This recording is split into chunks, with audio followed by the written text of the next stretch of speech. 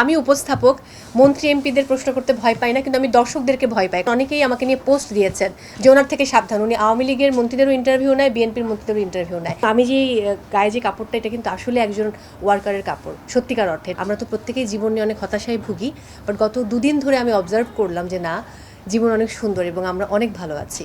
আর এদের জীবনটা অনেক বেশি কঠিন। এটা আসলে পহেলা মেকে কেন্দ্র করে নাটক, আর যেহেতু বিশেষ দিবসগুলোকে কেন্দ্র করে আমার মাঝে মধ্যে কাজ করা হয়, সেই সুবাদেই কাজটি করা। আর আমার সঙ্গে রয়েছেন বর্ষণ ভাইয়া, তো তার সঙ্গে আমার এরকম ইন্টারভিউ অনেক নেওয়া হয়েছে, তো স্ক্রিন শেয়ার করা প্রথম।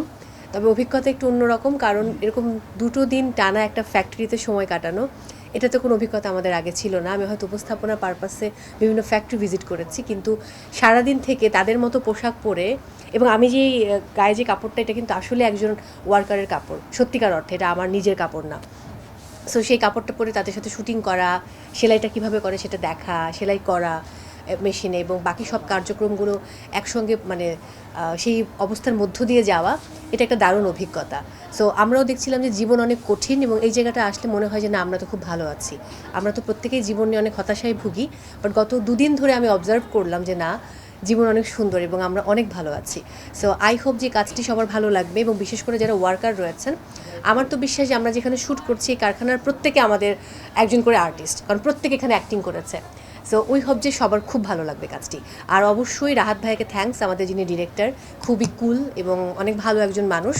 সো উনি যে ভালো একজন মানুষ, এই জন্যও কাজটি করেছি, সেটাও একটা অনেক বড় কারণ। এবং আমার যিনি আমার সহশিল্পী, আমার খুবই পছন্দের বর্ষণ ভাই এখানে আছেন, এবং আমরা একসাথে সবাই মিলে কাজ করেছি। আমি এখানে আমার মাইমেকশনের একটা ছোটো বোন, তাকে পেয়েছি, আমাদের ডায়না, আমি তো ডায়না ডাকি, বাট ওর অন্য নাম আছে, উম্মে হাবিবা।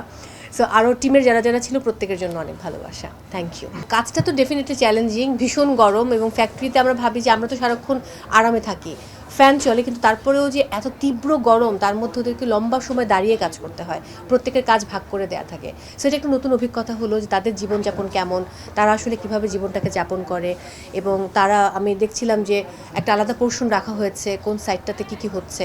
সো ঘুরে ঘুরে দেখেছি, শিখেছি, এবং নতুন অভিজ্ঞতা হয়েছে ডেফিনেটলি।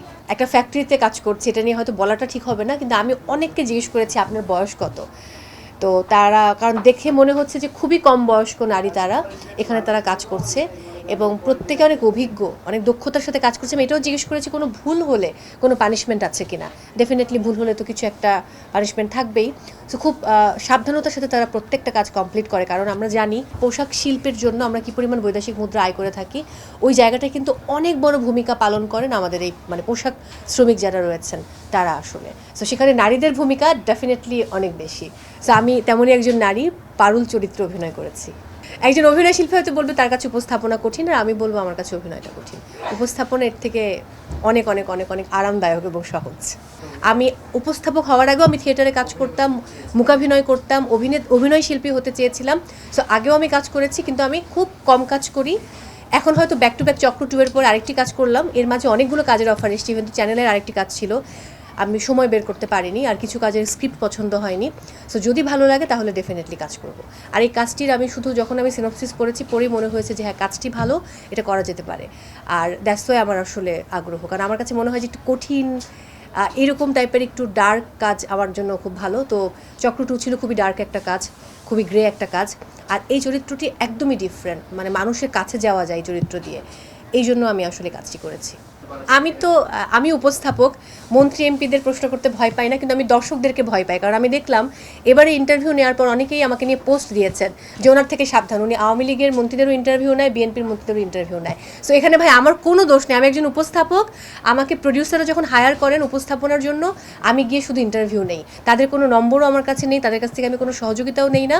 এরপর যখন অন্য সরকার আসবে তখন আমি আবার ইন্টারভিউ নেব, কারণ আমার কাজই ইন্টারভিউ নেওয়া, এখানে অন্য কিছু নাই।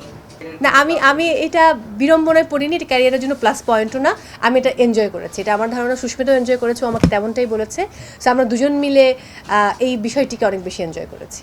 আমি এবং আমার আরেকজন যে কো আর্টিস্ট, আমার আর বর্ষণ ভাইয়া, উনি আকাশ, তো আকাশ এবং পারুলের তো বেশ কয়েকটা সিন রয়েছে আলাদা করে। এর বাইরে আমি হাবিবা এবং আমি যে সিনটা করছিলাম, ওখানে আমাদেরকে এদের যে জীবনযাত্রার মান, সেটা আমরা দেখেছি যে ওরা কেমন পরিবেশে থাকে, কেমন পরিবেশে বিলং করে, ওদের খাবার কেমন, ওরা আসলে এখানে যে ওয়াশরুমটা ইউজ করছে সেটা কেমন, ওদের অসুস্থ হলে কি হয়।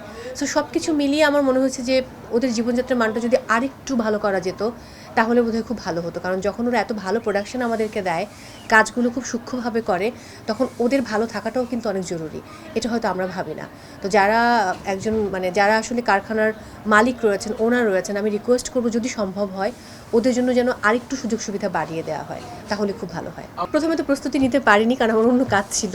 তো রাহাত ভাই বললেন যে এনিহাও যদি টাইমটা ম্যানেজ করা যায়, যেহেতু আপনারা জানেন যে নাটকের 2টো দিন থাকে।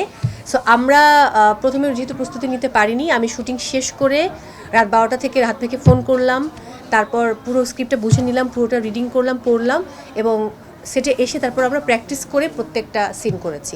তার আগে আসলে আমি সময় বা সুযোগ কিছুই পাইনি, কারণ হুট করে ফোনটা এসছে। এবং এই 2টো দিন আমার শুটিং ছিল।